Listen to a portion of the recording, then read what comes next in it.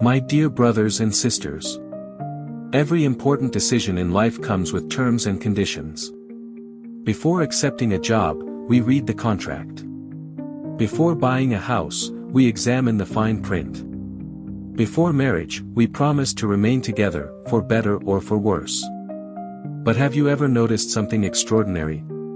Jesus is perhaps the only master who tells us the cost before asking us to follow him. He never says, "Come with me, and life will become easy."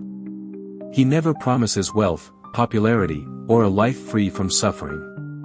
Instead, he looks at his disciples and says, "I am sending you out like sheep among wolves." No marketing strategy would begin like that. No company would recruit employees that way. Yet Jesus does. Because he loves us too much to deceive us. Some time ago, I met a young man who sincerely wanted to receive baptism. He attended the catechism classes faithfully. He loved learning about Jesus. He asked beautiful questions about the faith. But every time we came close to baptism, something held him back. One day I asked him gently, "My son, what is stopping you?" After a long silence, he looked at me and said, "Father, I truly want to become a Christian. I believe in Jesus. But I also dream of going abroad one day to build my future. What if becoming a Christian closes that door? What if following Jesus costs me my future?" His words stayed with me. Then I realized. He was not asking only his question. He was asking the question every disciple asks. "Lord, what will it cost me if I follow you?" Perhaps some of us sitting here today are asking the same question. "Lord, if I choose honesty, will I lose my job? If I remain faithful to my marriage, what will it cost me? If I forgive someone, what will I lose? If I live according to the gospel, what will happen to my future?" Jesus does not avoid those questions. Neither does he give false promises. Instead, he answers with complete honesty. "I am sending you like sheep among wolves." Notice carefully. Jesus does not send lions. He sends sheep. Why? Because sheep survive only when they remain close to their shepherd. A sheep has no confidence in itself. It does not trust its own strength.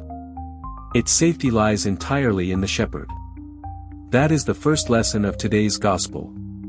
The Christian's strength is not intelligence. Not money. Not influence. Not power. Our strength is Christ.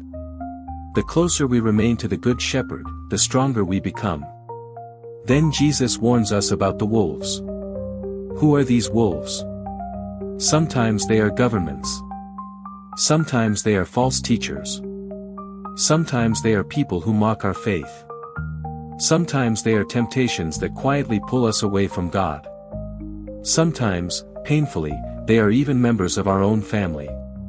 The wolves are anything or anyone that tries to separate us from Christ. But notice something beautiful. Jesus never says the wolves are stronger than the shepherd. The wolves may surround the sheep. But they never own the sheep. Christ does. Then Jesus gives one of the most unusual commands in the entire gospel. Be wise as serpents and innocent as doves. At first this sounds strange. The serpent usually reminds us of evil. But Jesus is not praising deception. He is praising wisdom. The serpent is alert. It recognizes danger. It knows when to move. It avoids unnecessary traps. Jesus is saying, "My disciples must not be naive. Know the world. Recognize temptation. Understand how evil works. Be spiritually awake." But immediately he adds, "Be innocent as doves." Because wisdom without holiness becomes manipulation.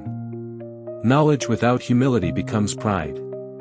Intelligence without love becomes cruelty. And innocence without wisdom becomes foolishness.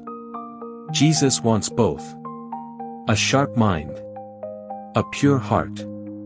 Truth spoken with love. Courage lived with humility. Years ago, I experienced these words in a very personal way. I accompanied a young man for an admission interview. Everything seemed to be going well until the interviewer suddenly looked at the certificates and became upset. "Why are all these certificates laminated? This is not acceptable." The young man stood there silently. Honestly, I had no prepared answer. For a few seconds my mind was completely blank. Then suddenly a thought came into my heart. I replied, "Sir, this young man comes from a poor village. During the rainy season water enters their house. Sometimes there are floods. They have no safe cupboard or locker to protect their documents. His parents laminated the certificate simply because they feared losing the only proof of his education." The interviewer became quiet. His face softened. The interview continued peacefully. When I came out, I kept asking myself, where did that answer come from? I had not prepared it. I had not even thought about it before entering the room. Then today's gospel echoed in my heart.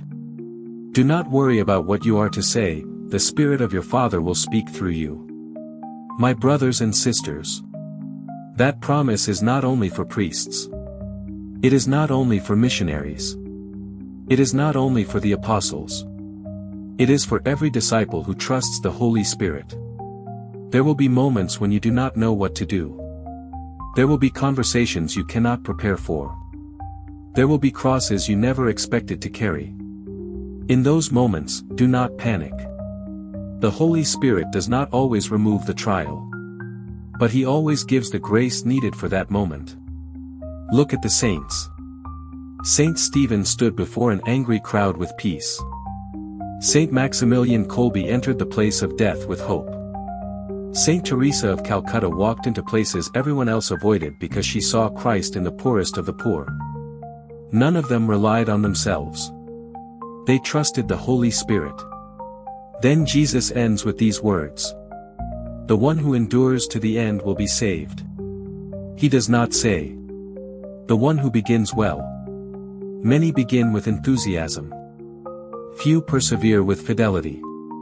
The Christian life is not a short race. It is a pilgrimage. Some days the road is joyful. Some days it is steep. Some days we walk in sunlight. Some days through the valley of the shadow of death. But the shepherd never abandons his sheep. In a few moments, this same shepherd will feed us with his own body and blood. He never sends his sheep into the world hungry. He nourishes us with himself before sending us back into the world. Perhaps someone here today is standing where that young man stood. You love Jesus. But you are afraid of what following him might cost. Listen carefully. Jesus never promised that following him would cost nothing. He promised something far greater. I will never leave you. My Spirit will be with you. My grace will strengthen you. Remain faithful until the end. And you will be saved. As St. John of the Cross reminds us, the road to union with Christ always passes through the cross, but beyond the cross shines the joy of the resurrection. Tomorrow morning the wolves will still be there. The temptations will still be there. The misunderstandings may still be there. But tomorrow morning, the shepherd will also be there. Walk behind him. Stay close to him. Listen to his voice. Because sheep that remain close to the shepherd never walk alone. And one day, the shepherd who led us through every valley will welcome us into the eternal pastures of the Father's house. Amen.